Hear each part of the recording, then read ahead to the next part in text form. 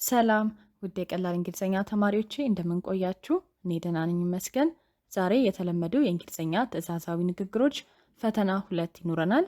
ከዚህ በፊት እንደምታውቁት የተለመዱ የእንግሊዝኛ ትዕዛዛዊ ንግግሮችን ከነ ትርጉማቸው በ15 ክፍሎች አስተምሬያለሁ። የዛሬ ፈተና 2 የወጣው ከክፍል 2 ትምህርት ይሆናል ማለት ነው። የዛሬ ፈተና ላይ አንድም ስህተት ከተገኘባችሁ ክፍል 2ን ትምህርት ሄዳችሁ መከታተል ይኖርባችኋል። የክፍል 2ን ትምህርት ቪዲዮ የዛሬው ፈተና መጨረሻ ላይ አስቀምጥላችኋለሁ። የዛሬ ፈተና 10 ምርጫ ጥያቄዎች ሲሆኑ ሁሉንም ጥያቄዎች ከነ ምርጫው አነብላችኋለሁ። አንዱን ጥያቄ ለመመለስ 30 ሰከንድ ብቻ ነው የሚኖራችሁ። ፈተናውን ከመጀመራችን በፊት ይህንን ቪዲዮ ሁላችሁም ላይክ በማድረግ ሌሎች ተማሪዎችም ተመልክተው እንዲጠቀሙበት አድርጉ። አሁን ወደ ፈተናው እንሄዳለን። ተዘጋጁ፣ እንጀምር። ጥያቄ ቁጥር 1 እዚህ ተቀመጥ ለማለት የምንጠቀመው የእንግሊዝኛ ንግግር የቱ ነው? ኤ wait here፣ ቢ sign here፣ ሲ sit here።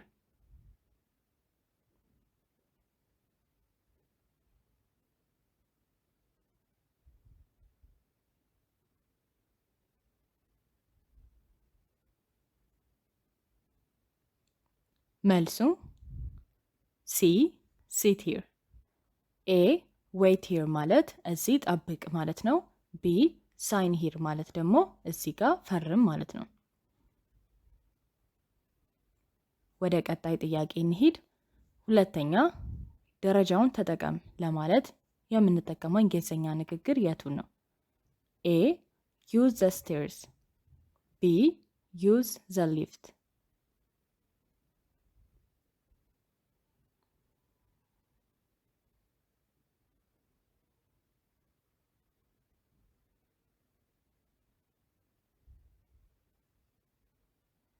መልሳችን የሚሆነው ኤ use the stairs፣ ቢ ላይ use the lift ስንል ሊፍቱን ተጠቀም ማለት ነው።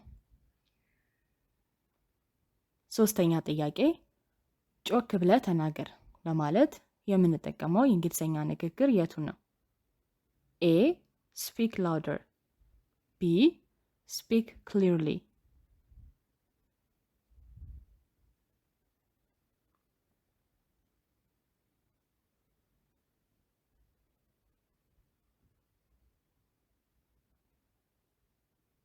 ትክክለኛው መልስ የሚሆነው ኤ speak louder፣ ቢ speak clearly ማለት ጥርት አድርገህ ተናገር ማለት ነው። ጥያቄ ቁጥር 4 ሞክረው ለማለት የምንጠቀመው የእንግሊዝኛ ንግግር የቱ ነው? ኤ use it፣ ቢ fix it፣ ሲ try it።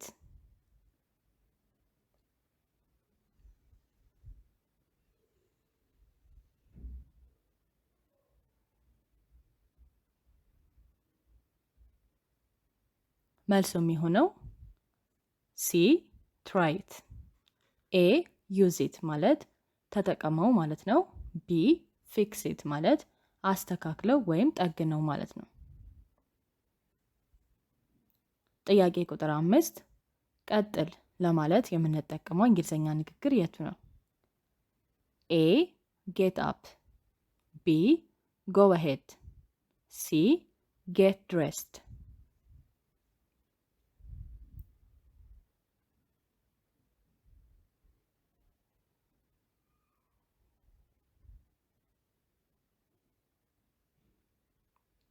መልሱ የሚሆነው ቢ go ahead። ኤ get up ማለት ተነስ ማለት ነው። ሲ get dressed ማለት ልብስህን ልበስ ማለት ነው። ጥያቄ ቁጥር 6 ጠይቀኝ ለማለት የምንጠቀመው የእንግሊዝኛ ንግግር የቱ ነው? ኤ ask me፣ ቢ answer me።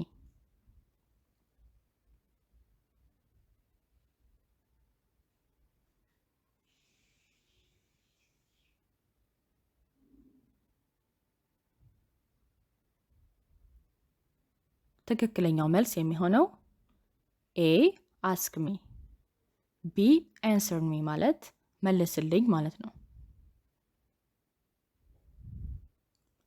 ጥያቄ ቁጥር 7 ጸጥ በል ለማለት የምንጠቀመው የእንግሊዝኛ ንግግር የቱ ነው?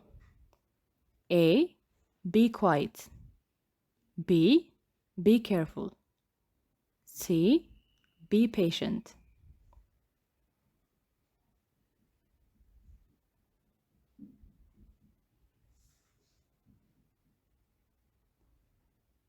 ትክክለኛው መልስ የሚሆነው ኤ be quiet፣ B be careful ማለት ጥንቃቄ አድርግ ማለት ነው። C be patient ማለት እርጋታ ይኖርህ ማለት ነው። ጥያቄ ቁጥር 8 ይህንን ውሰድ ለማለት የምንጠቀመው የእንግሊዝኛ ንግግር የቱን ነው? ኤ hold this፣ B take this፣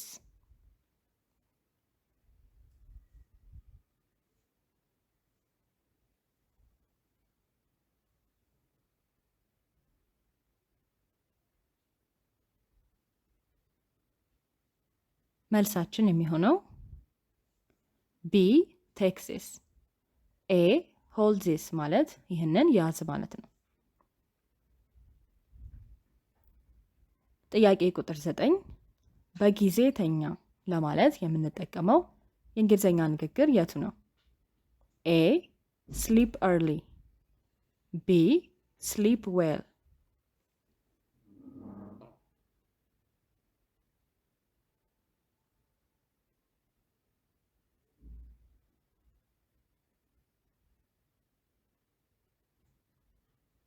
መልሱም የሆነው ኤ sleep early፣ B sleep well ማለት በሰላምተኛ ወይም ደህና ደር እንደማለት ነው።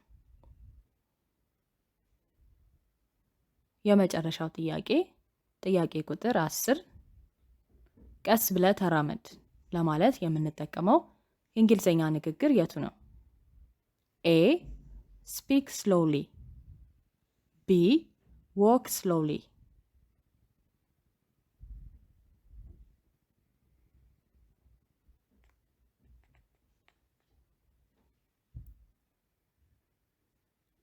መልሱ